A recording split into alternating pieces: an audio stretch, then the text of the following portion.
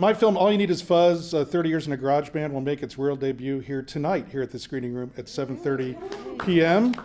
So I hope you can join us for that. I come from the scripted world of narrative filmmaker as a writer, producer, director, and I'm also a journalist.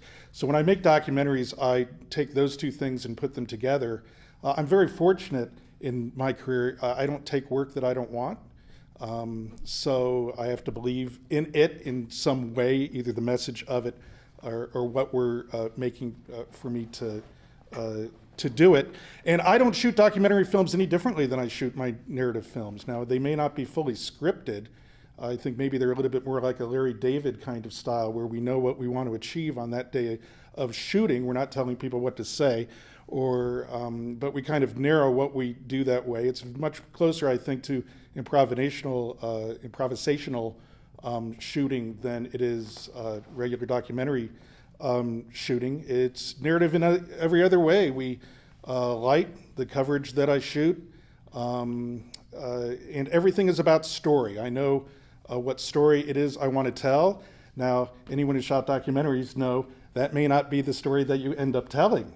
That may not be the story that reveals itself to you and where you end up going. I have an idea, but that's not what always happens. In the film that we're going to debut tonight, I shot for a full year on it before I knew exactly where the story was going and how I wanted to tell it. And I had to interject myself into the story in order to tell that. And I was very surprised by that. I was thinking I was very happy to be behind the camera. So that was surprising to me in how we tell the story. Now it'll be interesting to see, do I tell a compelling enough human story that an audience wants to follow that? Did I pick the right story?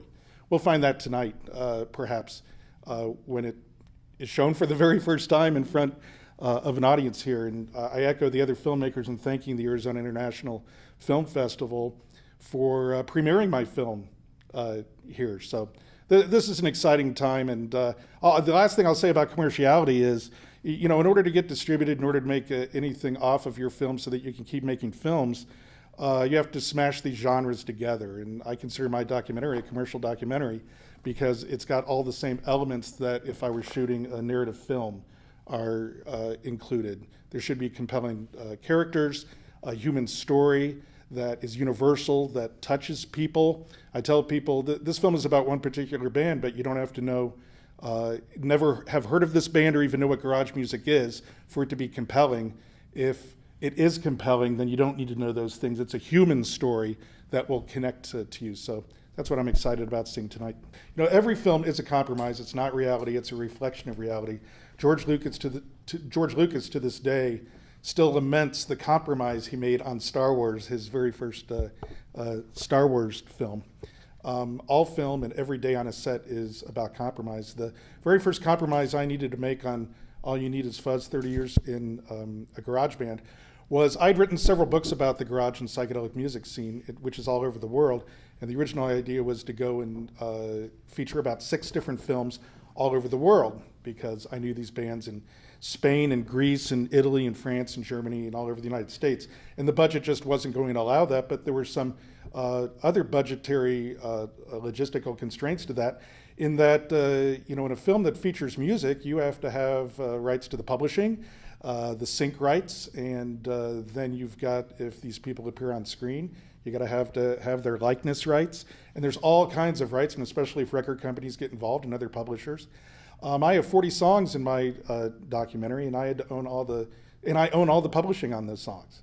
And I own all the sync rights on those songs. And so I had to think logistically about the budget and how I was going to be able to deliver that. And I just wasn't going to be able to negotiate with 6 different labels and 6 different bands, all the different publishers, all the different songwriters and all that stuff to get that stuff. So I had to focus this to one band.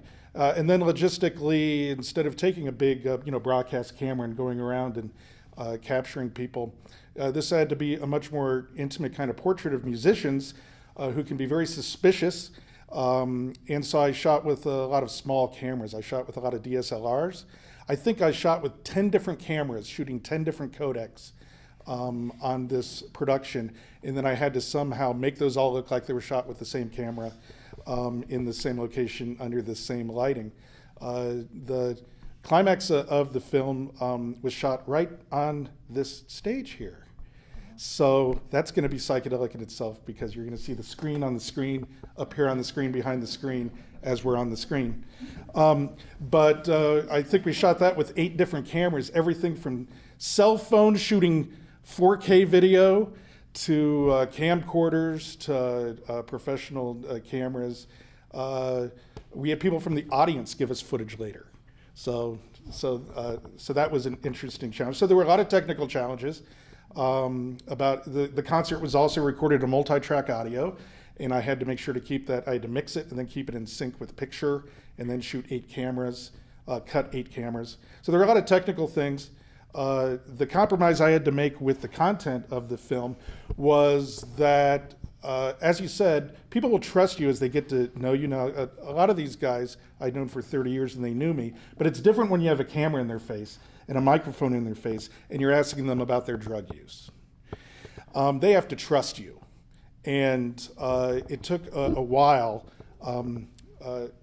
It takes a while when you make a documentary, especially about subjects like that, for people to get to trust you. I know filmmakers who have the time and the budget to go a whole week with their subject before they bring a camera in the room, which is just a wonderful thing to do. You know, as a journalist, I know journalists, and I've done this before too, talk to your subject for a good long time before you pull out a notepad or a recorder and actually start to interview them, so that people can tell that they can tell. People are smarter than we all think they are as filmmakers. They can tell when you're sincere in your interest and get that sense of trust. And there was stuff that people said to me in this documentary that, like you, won't be seen by others. They trusted me. They signed a release. Okay, Tim, if that needs to go in there to tell the story, it's very intimate, perhaps even embarrassing, perhaps incredibly revealing. If you think that needs to go in the film to tell the story and be truthful about it, you have our permission. And the guys in the band haven't seen the film yet. So this is, and a lot of that stuff I did not put in. It could be interesting, it could be scintillating perhaps, but was it needed to tell the story? And so sometimes you have to have that internal editor, inside yourselves about your subject, be truthful with your subject, and honest, and protect them at times. So those were all the kinds of compromises. It's much easier when you don't care about a subject and they're a jerk to you, and they let it all happen on camera. Alrighty then, let's go. But when you care about your subject and they're good people and they trust you, and they trust you so much, they start to forget. You see, I know I'm ready to start shooting when they forget that the camera's there. I talk to them for a while before the camera even starts rolling, or they don't know it's rolling. It's been rolling the whole time, right? Before just talking about other stuff, before we actually get down to what we're talking about. So they have a conversation with me and they start to trust me as an interviewer. I think those are skills over decades of being a journalist that I brought to this. So I give, whether it's a screenwriter or a young journalist, the same advice. You need to do what you love. So if you love 1950s sculpture, find out everything you can about 1950s sculpture and make a film about 1950s sculpture. That's a great way to start. The second thing is, I don't care what kind of gear you have. And I'm tired of people equating having gear with being a filmmaker. Those are not the same things. I don't care what kind of camera you have. I don't care about any of the great stuff you have. It's all about your story. And the third thing is, you have to fall in love with no. You have to fall in love with no. I have a screenwriter friend. It takes about 100 no's in Hollywood if you have an agent before you might get a bite on your script, right? So I know a screenwriter that he says, Tim, I got my 50th no today.